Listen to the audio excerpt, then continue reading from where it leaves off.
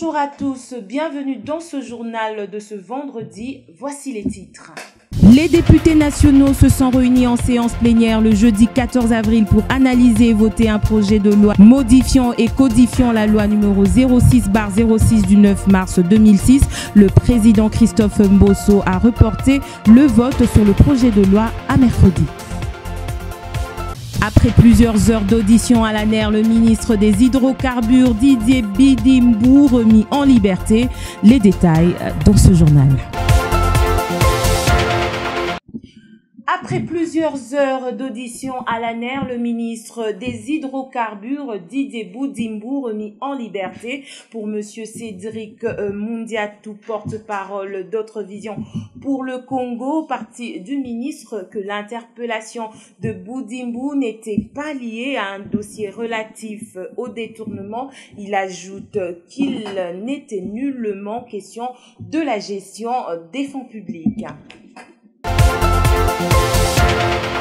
Et à l'Assemblée nationale, le président Christophe Mbosso a reporté le vote sur le projet de loi à mercredi. Les députés nationaux se sont réunis en séance plénière le jeudi 14 avril pour analyser et voter un projet de loi modifiant et codifiant la loi numéro 06/006 du 9 mars 2006 relative à l'organisation des élections présidentielles, législatives, provinciales, élections urbaines, municipales et locales, ainsi modifiées et complétées à ce jour jusqu'au mercredi 20 avril. Il faut laisser le temps aux députés nationaux de revenir aux bonnes raisons, ajoute le président de la Chambre basse. Votre bureau vous propose que ce débat soit reporté à mercredi pour des raisons suivantes. Deux essentiellement. Nous sommes tous des acteurs politiques. Même ceux qui sont sortis, il faut leur donner un temps de revenir. Il faut qu'ils reviennent. Nous n'avons rien inventé. C'est une initiative des collègues que nous soumettons à l'ensemble des honorables députés. Comme ça concerne notre avenir à tous, l'avenir de notre pays, il est bon que nous soyons animés de minimum de patience et de donner le temps aux collègues qui se sont fâchés de revenir à la raison. Nous reportons les débats à notre séance de mercredi. Nous pouvons même prendre 2 jours, 3 jours de débat. Tous les documents venant des différents partenaires politiques et sociaux seront distribués aux honorables députés nationaux pour enrichissement ou inspiration. Il est souhaitable d'ici à mercredi que les différents groupes parlementaires se concertent autour des options à lever. Concertons-nous dans nos différents groupes parlementaires. Le bureau de l'Assemblée nationale restera ouvert à recevoir les propositions venant des autres partenaires politiques et sociaux qui ne l'ont pas encore fait. Notez bien, collègues, s'il y a des dispositions qui requièrent un consensus, votre bureau reste ouvert pour organiser une concertation entre majorité et opposition. Donc, le débat aura lieu à l'intérieur, pas extra-parlementaire. Le bureau de l'Assemblée nationale n'a pas de compétence d'organiser des dialogues en dehors de l'Assemblée nationale. Nous sommes d'accord? Tout se passera ici. J'attends en même temps les cahiers de charges des collègues de l'opposition par rapport à cette proposition de loi. Certains députés saluent le renvoi et affirment que cette loi doit unir et non diviser. Suivez. Le président vient de prouver encore sa sagesse parce que nos amis du FCC et ceux de la Mouka ont boycotté la plénière d'aujourd'hui et le président donne une semaine, renvoie les discussions à une autre plénière.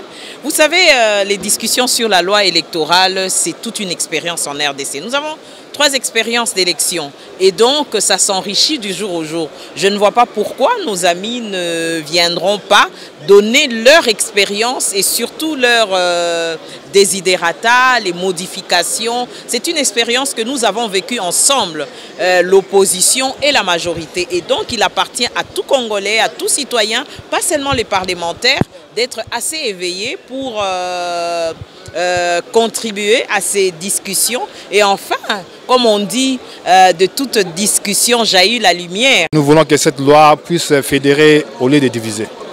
Voilà la raison pour laquelle on n'a pas ouvert le débat aujourd'hui et c'est reporté pour le mercredi prochain. Et d'un autre côté, les députés nationaux du Front commun pour le Congo FCC ont refusé d'assister à la réunion plénière convoquée jeudi 14 avril pour examiner et approuver la proposition de la loi électorale pour les élus de la famille politique de Joseph Kabila. Les réformes électorales doivent être menées de manière acceptable pour toutes les parties. Ils accusent le bureau de Mbosso d'être une chambre de représailles pour le président Félix Tshisekedi et le gouvernement. Partie prenante qui, en dehors du Parlement, qui est devenue une caisse de résonance pour le pouvoir. Nous nous abstenons de participer à l'examen de la proposition de loi portant révision de la loi électorale qui commence ce jour au sein d'une Assemblée nationale qui, sous ce régime dictatorial, est devenue une simple caisse de résonance de la volonté du président de la République et de son gouvernement.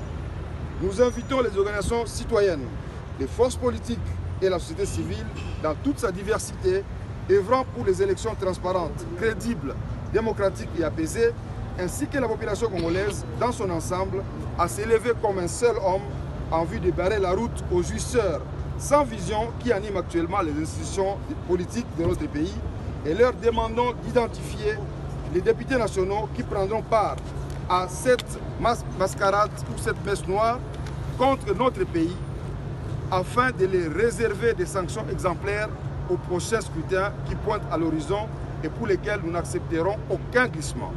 En le faisant, il rendrait service à la nation pour laquelle le sang de nos martyrs a coulé et nos enfants engagés sous les drapeaux continuent de tomber sur les champs d'honneur. Présentons nos condoléances aux familles de ceux qui perdent leur vie, victimes civiles et militaires, dans l'ensemble du pays et compatissons à leur souffrance. Que vive la République démocratique du Congo, que vive le Front commun pour le Congo, les députés nationaux membres du FCC, liste en annexe. J'ai dit et je vous remercie. Le chef de l'État a effectué sa première visite au parc industriel et présidentiel de Lanzélé le jeudi 14 avril 2022 en mettant l'accent sur les fermes d'Aïpen dont le gouvernement avait financé la reprise des activités en 2021. Suite à sa visite d'itinérance, le chef de l'État a déclaré que les activités du parc présidentiel de Lanzélé augure l'espoir de voir la République démocratique du Congo atteindre l'autosuffisance alimentaire.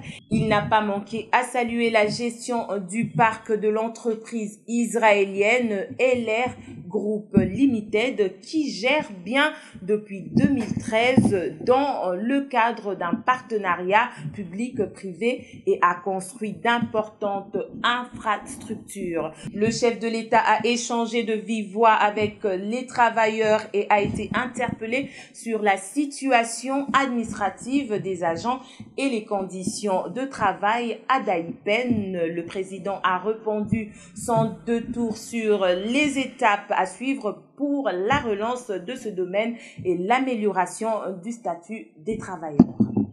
La forme nango ezalaki nango wana eza surtout société fiable te ndenge bazoloba na bino bekomi informel bana raison esengeli biso l'État tocreye sikoyo topesa statut ya sika noti new Daïpen donc sikoyo wana identifier les fonctionnaires nyonso baza bapesi bino matricule à partir ya matricule wana sikoyo bobandi ozwa barème moko salarial oyo ya esengeli l'État afikisaki no ndenge oloba ya SMIC wana eza kotenir compte na SMIC donc bozala na kimia ngai eloko naza kolinga te na ya kotala mbongo totindaki ntango azoloba na bino que l'État apesa te non c'est vrai que l'État azalaki su kopesa te bakoma osala na ndenge effort na bango mais tobandi kotinda mbongo mbongo wana mpe eservir kosomba bamateriel ebele bomoni mwa activité eza relance yango boye bomoni na ye mpona kotala mbongo oyo totindaki mosala nango esali eza nini lokwa tomoni mosala etape oyo eza kolanda nga moo nazozwa yango sikoyo na maboko ezali ya kochanger statut koengage bino sikoyo na ndenge normal.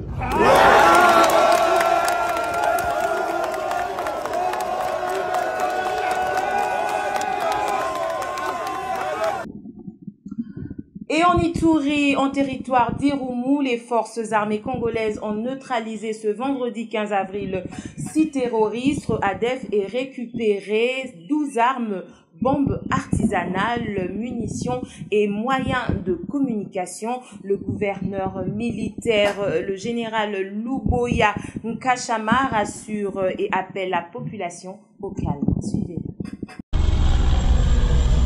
Tête haute, les forces armées poursuivent sans désemparer les opérations contre les ADF et leurs alliés dans la région de Mangoussou et au pont Ituri, en territoire d'Irumu. Face à la puissance des faits des forces loyalistes, les ADF en débandade fouillant les contacts ont incendié deux maisons de la paisible population.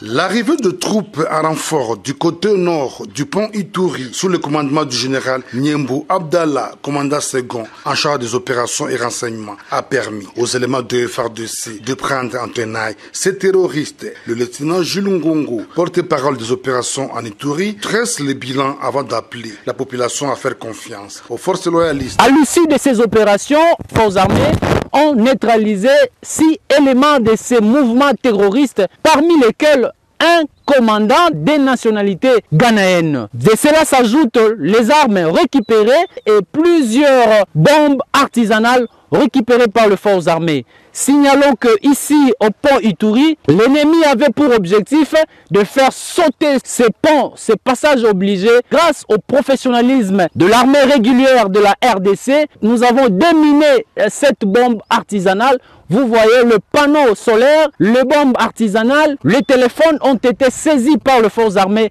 de la République démocratique du Congo. Nous poursuivons les opérations et nous appelons au nom du commandant des opérations militaires en Ituri, gouverneur militaire, nous appelons toute la population à résister contre toutes les forces négatives, étrangères ou locales, pour restaurer l'autorité de l'État et mettre hors d'état de nuire ses ennemis de la paix. Rappelons que, depuis le début des opérations en profondeur contre les ADF dans la chefferie de Walese-Vankoutou et d'autres parties du Roumu, de nombreux terroristes ont été neutralisés et leurs bastions détruits par l'armée. Le mardi 12 avril dernier, 7 commandants ADF, dont un Somalien, un Tanzanien et un Kenyan, ont été définitivement neutralisés par les forces armées dans la même région. Toujours en Ituri, le Premier ministre Jean-Michel Sama Lukonde, lors d'un point de presse dans la province de l'Ituri, a porté un message de compassion à la population du coin.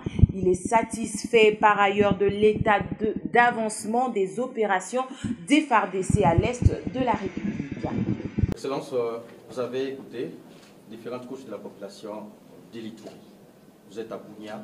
Quelle lecture faites-vous de la situation sécuritaire à l'Ituri? Oui, comme vous l'avez suivi depuis maintenant 2 jours, je suis dans la zone. J'ai commencé par la province du Nord Kivu, où nous sommes venus pour une évaluation de l'état de siège. Et cette évaluation se poursuit ici dans la province de l'Ituri, particulièrement à Bunia. Et donc le message que j'ai à apporter, c'est d'abord un message de compassion. Parce que comme vous le savez, nous avons connu beaucoup de pertes en vie humaines, jusqu'encore récemment, dans le territoire des Roumu. et paix à leurs âmes et condoléances à ces familles encore attristées. Et message aussi d'encouragement à nos troupes qui sont sur le terrain tous les jours, qui se sacrifient, qui payent jusqu'au prix de leur vie. Et c'est à saluer et à encourager dans le cadre du travail sécuritaire qui se fait. Et nous sommes ici dans la droite ligne de la vision de son Excellence Monsieur le Président de la République, dans le cadre de la pacification de cette zone du pays, car comme vous le savez, c'est depuis plus de 20 ans qu'il sévit ici beaucoup d'insécurité et beaucoup de pertes en vies humaines. Et ici, ce que nous avons fait, comme nous l'avons fait aussi hier, c'était d'abord d'avoir des éléments au niveau du Conseil de sécurité. Nous avons été très bien accueillis par la population itourienne et nous leur disons merci pour l'accueil qu'ils ont bien voulu réserver à notre délégation, composée bien sûr des membres du gouvernement, mais aussi des députés et sénateurs originaires de la province de l'Itourie et membres de la commission défense et sécurité. C'était l'occasion pour nous d'avoir des éléments à date, des opérations telles qu'elles sont menées dans le cadre de l'état de siège. Mais pour pouvoir approfondir au fait la question, nous avions besoin d'échanger aussi avec les autres couches de la population. Donc bien sûr, nous avons eu à échanger notamment avec les membres de l'Assemblée provinciale ainsi que du gouvernement qui sont en veille. Nous avons eu à échanger avec les humanitaires, avec la société civile, avec la FEC et bien sûr les chefs coutumiers. Mais tout ceci dans le but d'avoir le ressenti de l'action qui est menée actuellement ici dans la province de l'Itourie. Ce qui a beaucoup capté notre attention, c'est ces questions humanitaires. Vous avez remarqué qu'à cause des opérations sur le terrain, nous avons beaucoup de déplacés et ça nécessite vraiment que le gouvernement s'implique. Félix Tshisekedi attendu à Lubumbashi, Jacques Kabula Katwe, gouverneur de la province, l'a annoncé dans une réunion dans la salle de banquet du gouverneur aux différents leaders des partis politiques et coalitions de l'Union sacrée. Mercredi 13 avril, le succès de cette réception sera déterminé par la déclaration du chef de l'exécutif de la province sur la santé de l'Union sacrée suite au décès d'Antoine Gabriel Kyungu Wakumwanza. Le président de la République démocratique du Congo, Félix-Antoine Tshisekedi Tshilombo, sera dans les jours à venir à Lubumbashi, dans les Haut-Katanga. Cette nouvelle a été annoncée aux députés et ministres provinciaux ainsi qu'aux divers mouvements et associations membres de l'Union sacrée par le gouverneur de province Jacques Kabula Katwe. C'était lors d'une rencontre organisée ce mardi 12 avril.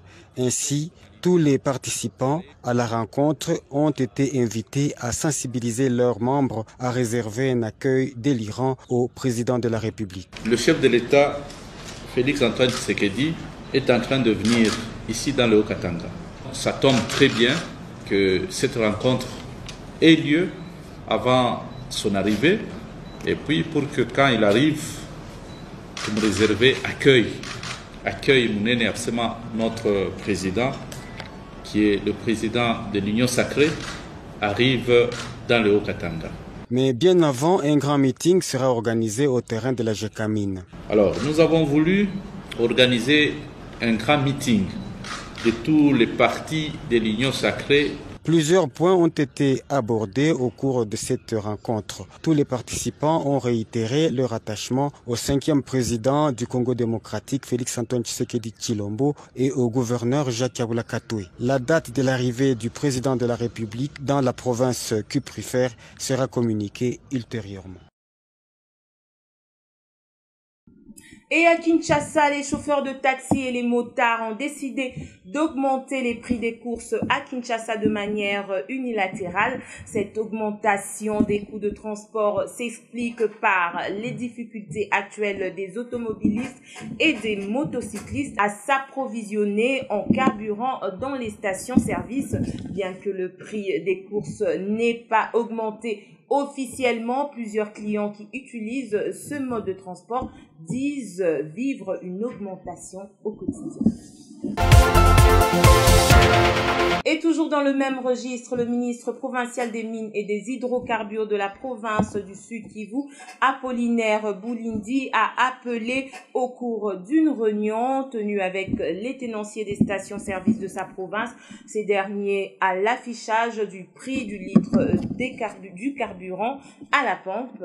Selon le ministre provincial des Mines et des Hydrocarbures, cette mesure vise à lutter contre les machinations de certains détaillants qui fixent les prix de l'essence à leur discrétion, entraînant des spéculations et autres conséquences généralisées qui affectent même les transports en commun dans cette province.